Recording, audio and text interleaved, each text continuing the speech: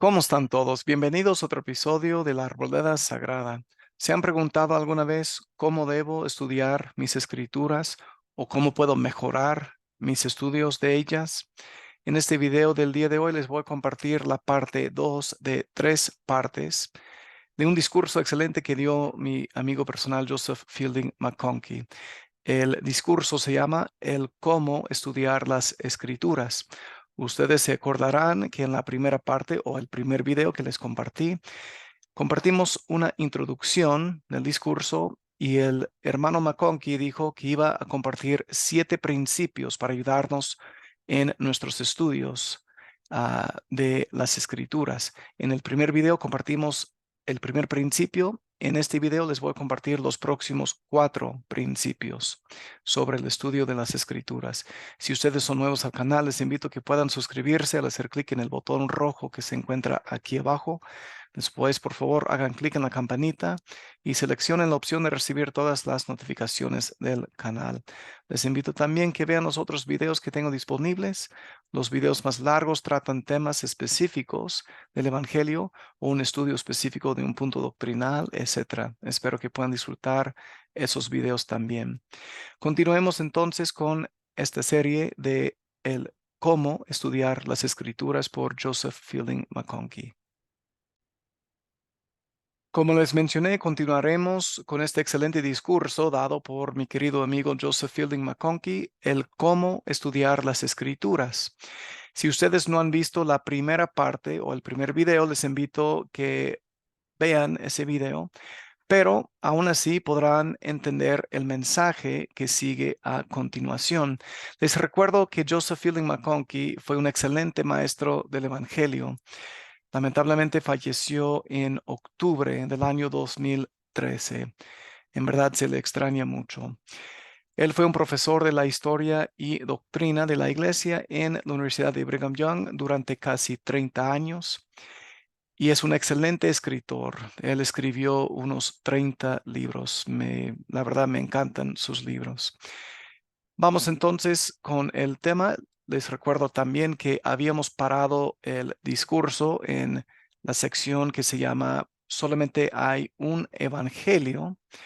Y lo que ustedes ven en la pantalla son o serán los próximos 4 principios de los 7 que él nos comparte del cómo estudiar las escrituras. Así que continuemos con solamente hay un evangelio. El hermano McConkie nos dice, nuestro segundo principio se centra en la naturaleza eterna del evangelio. Todos los principios del evangelio son absolutos, de eternidad a eternidad. Son los mismos. Eran los mismos en nuestra vida premortal, tal como lo son en este segundo estado. No cambian en el mundo a donde van nuestros espíritus después de la muerte, ni serán menos su peso y medida en la resurrección. No existen principios de la salvación que no hayan sido decretados antes de la fundación de la tierra. El Señor decretó que su casa fuera una casa de orden, no una casa de confusión. En una revelación dada al profeta José Smith, el Señor dramatiza este principio al hacer 3 preguntas retóricas. Primero, ¿aceptaré una ofrenda que no se haga en mi nombre? Segundo, ¿recibiré de tus manos lo que yo no he señalado? Y tercero, ¿y te señalaré algo que no sea por ley, tal como yo y mi Padre decretamos para ti antes de que el mundo fuese? Esa escritura se encuentra en Doctrina y Convenios 132, los versículos 9 al 11. El hermano McConkie sigue diciendo, la respuesta a cada una de estas preguntas es un no enfático. Su propósito es de dramatizar que no hay sino un evangelio, un plan de salvación, un sistema de autoridad y una organización en la que se pueden encontrar administradores legales y lícitos. Si la casa de Dios es una casa de orden, no será gobernada por leyes hechas por otra persona y no honrará las ofrendas hechas a otros dioses, ni tampoco se aceptarán las ordenanzas efectuadas sin su permiso y autoridad. Yo no puedo llegar a ser tu heredero por leer tu diario o por leer las promesas que tu padre te ha hecho. De igual manera, tú no puedes llegar a ser el heredero de Dios al leer las promesas que Él hizo a un pueblo de una época anterior. Tu salvación y la mía requieren una revelación que sea inmediata y personal. Sería igualmente verdadero que si el pueblo pudiera reclamar legítimamente el derecho de enseñar el Evangelio y de actuar en el nombre del Señor por leer la Biblia, ellos también podrían llegar a ser el presidente de los Estados Unidos por leer la Constitución de nuestra patria. Tomo nuestro, ha cambiado el hermano McConkie al siguiente principio que se llama buscad conocimiento tanto por el estudio como por la fe. Y él dice, tomo nuestro tercer principio del currículo dado por el Señor en la escuela de los profetas. Buscad conocimiento, tanto por el estudio como por la fe. Doctrina y Convenios 88, 118. Esta proclamación primero afirma la importancia del estudio y entonces sugiere la necesidad de ir más allá de nuestro estudio para adoptar el principio de la fe. Permítanme ilustrar lo que se requiere aquí. El profeta José Smith estaba estudiando el libro de Santiago cuando llegó al pasaje que le instruyó que pidiera de Dios y que lo hiciera en fe sin dudar. Santiago 1, 5 al 6. Cuando él dejó el libro para ir en búsqueda de un sitio quieto para orar, su fe suplantó su estudio. Y por medio de esa fe, él fue capaz de hacer lo que sus mentores bíblicos habían hecho, abrir los cielos. Mi fe en que el libro de Mormón tiene un lugar especial en la biblioteca de los libros sagrados me permite una gran cantidad de conocimiento que no tendría de otra manera. Me restaura el conocimiento de las cosas sencillas y preciosas que se han quitado de la Biblia. Por medio de ello, aprendo que los pueblos del Antiguo Testamento tenían lo que conocemos como el sacerdocio de Melquisedec. También tenían el bautismo, el don del Espíritu Santo y todos los principios salvadores y las ordenanzas del Evangelio. Por medio del libro de Mormón, yo puedo ganar más conocimiento y entendimiento de lo que se enseñaba en las épocas del Antiguo y Nuevo Testamento, de lo que puedo al leer todos los comentarios académicos jamás escritos sobre el asunto. Por medio del libro de Abraham, aprendo que los pueblos del Antiguo Testamento tenían el convenio de Abraham con su promesa de una continuación de la semilla y la unidad familiar eterna.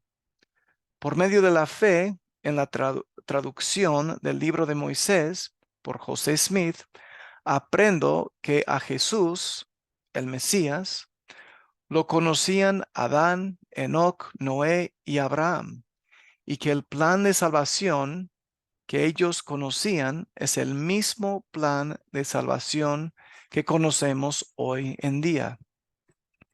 No se trata de una retirada a la postura anti-intelectual común en el mundo cristiano histórico. Más bien es la audaz declaración que al traer la fe al acto del estudio es como una pareja amorosa que trae un hijo al mundo. El niño es un ser viviente que trae a sus padres una profundidad del amor y comprensión que nunca podrían haber conocido antes.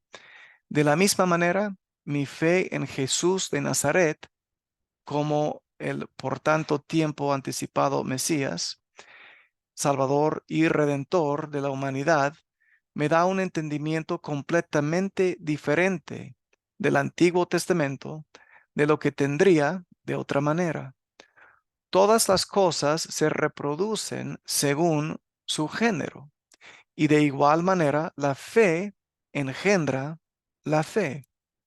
La fe en un principio del Evangelio infundirá la fe en otro.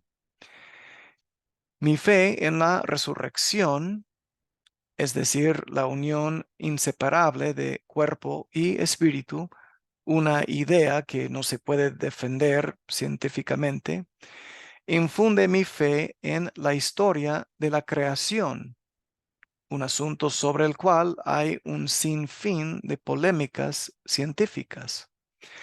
Es solamente por medio de agregar la fe a nuestro estudio de las Escrituras que captamos la esencia de lo que leemos. La religión verdadera es una cosa viviente. Exige que las señales sigan a los creyentes. Habla de milagros para que sepamos que podemos obrar milagros. Describe la voz de Dios para que reconozcamos su voz al oírla. Comenta sobre el ministerio de ángeles para que sepamos que podemos recibirlo también. Si hemos sembrado las mismas semillas que sembraron aquellos de quienes leímos en las Santas Escrituras, entonces podremos cosechar tal como ellos han cosechado. Vamos a continuar con la siguiente sección que se llama Manteniendo las cosas en su contexto. El hermano McConkie sigue diciendo y enseñando.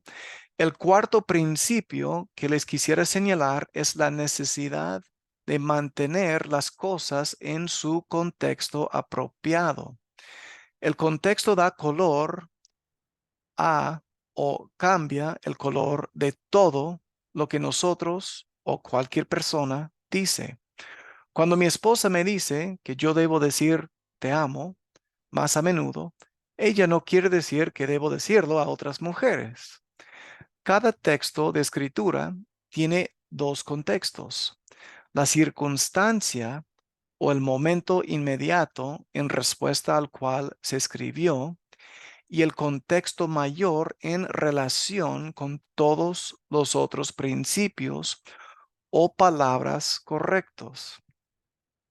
Una declaración oscura o aislada no sería suficiente para sostener el peso del Evangelio o para asumir la responsabilidad para establecer cualquier principio esencial para la salvación. Cuando Cristo decía, en la resurrección ni se casan ni se dan en casamiento, como dice Mateo 22, el 23 al 30, necesitamos saber si él hablaba de cada alma que ha vivido o de los saduceos, que lo habían rechazado como su Mesías, que habían hecho la pregunta que provocó la respuesta de Jesús. Cuando él dijo, no os afanéis por el día de mañana, Mateo 6:34, ¿hablaba de ti y de mí o hablaba a los 12 que habían sido llamados para un ministerio de tiempo completo? Cuando él dijo, Padre, perdónalos porque no saben lo que hacen, Lucas 23:34, estaba pensando en los soldados romanos que clavaron los clavos en sus manos y pies, o hablaba de todos durante la historia que han querido crucificarlo de nuevo. Cuando Cristo dijo, id por todo el mundo y predicad el evangelio a toda criatura, Marcos 16:15, ¿estaba dando esta comisión a todos los que se sienten inclinados a hacerlo? ¿O se refería a los 12 a quienes él había comisionado y entrenado? Cuando el apóstol Pablo dijo, pero si carecen de dominio propio, cásense, que mejor es casarse que quemarse. 1 Corintios 7:9. Estaba sugiriendo que el matrimonio es para las personas innatamente débiles que carecen de un carácter moral, o estaba sugiriendo que los que obran como misioneros deben esperar hasta que hayan completado sus misiones para casarse.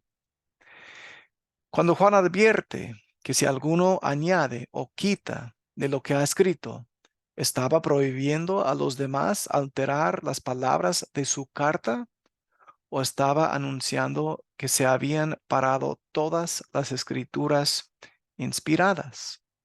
Por ejemplo, Apocalipsis, esa idea viene en Apocalipsis 22, 18 y 19. El contexto inmediato sirve para contestar cada una de las preguntas que surgen aquí. Pero si todavía estamos confundidos, debemos depender más bien del contexto mayor de todo lo que se ha revelado sobre el asunto en cuestión. Cuando yo era joven, serví como un capellán militar. Siempre que nuestra unidad recibía órdenes para entrar en combate, algunos de los soldados descubrían que eran objetores de conciencia y no podían tomar las armas. Sus afirmaciones siempre se trataban con respeto y, entre otras cosas, eran enviados a hablar con el capellán a buscar su ayuda para establecer su caso, si realmente tenían uno. En tales casos, yo les preguntaba si había alguna base religiosa para sus objeciones a su nueva profesión militar.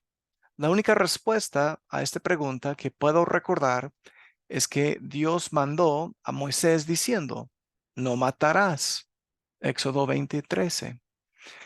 Sin entrar en detalles sobre todas las conversaciones que he tenido con estos hombres jóvenes, noto que sin excepción estaban sorprendidos al aprender que la palabra traducida como matar en este texto viene de la palabra hebrea que significa asesinar. Estaban sorprendidos al aprender que el castigo por el asesinato en los días de Moisés era la muerte. Estaban igualmente sorprendidos al aprender que Moisés mismo era un gran general que repetidas veces guió al ejército de Israel para pelear contra sus enemigos y que mataban en cantidades asombrosas. El punto aquí es que este es el contexto mayor para el sexto mandamiento. Lo pone en un contexto completamente diferente de lo que estos jóvenes antes habían entendido. Seguiremos con la siguiente sección que se llama Equilibrar los principios correctos. El hermano McConkie sigue diciendo, nuestro quinto principio tiene que ver con el balance necesario entre los principios del Evangelio. Los principios correctos a menudo se encuentran en conflicto. Podemos notar esta dificultad desde Edén. Dios deliberadamente puso a Adán y a Eva en una posición en donde estaban entre mandamientos en conflicto. Se les había mandado multiplicarse y henchir la tierra, algo que no podían hacer sin participar del árbol del conocimiento del bien y el mal, cosa que se les había mandado no hacer. Su situación requería que tomaran una decisión y luego aceptaran sus consecuencias.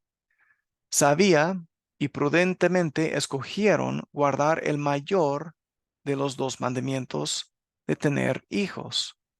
lo cual requería que tomaran del árbol del conocimiento del bien y el mal. Nos referimos a este evento como la transgresión de Adán, no como el pecado de Adán. Una transgresión implica el rompimiento de una ley. El pecado, en cambio, es una desobediencia voluntariosa. En este caso, no hubo pecado, sino una ley transgredida. Las consecuencias de esta transgresión, que se conoce como la caída, crearon la necesidad de Cristo y su expiación. Quiero destacar en el contexto de nuestra discusión que a veces, de hecho más a menudo de lo que nos gustaría, los principios correctos están en conflicto el uno con el otro. Al igual que Adán y Eva, a menudo nos enfrentamos con mandamientos contradictorios. Como ellos, nosotros también debemos de hacer una decisión en cuanto a lo que es más importante y lo que no es. Y tal como nuestros primeros padres, nosotros también debemos aceptar las consecuencias de estas decisiones. Consideren las siguientes ilustraciones. Por un lado, queremos ser honestos. Por otro lado, no queremos ser hirientes o insensibles. Ambos deseos son virtudes, pero cualquier virtud exagerada llega a ser un vicio. Se nos, se nos enseña a ser comprensivos y misericordiosos. Mas, como sabe cualquier buen obispo, la misericordia no puede negar la justicia. Si se negara la justicia, se destruiría la responsabilidad personal, la doctrina del arrepentimiento y finalmente todo el plan de la salvación. Existe la letra de la ley y también el espíritu de la ley. Y hay un tiempo y un lugar para que cada cual asuma el escenario central. Así que hay un balance que debemos mantener entre los principios del Evangelio. No podemos permitir que la doctrina de la gracia, por maravillosa que sea, se convierta en un matón para perseguir todos los otros principios del Evangelio fuera de la capilla. No podemos enamorarnos de un principio tanto que empiece a eclipsar los demás.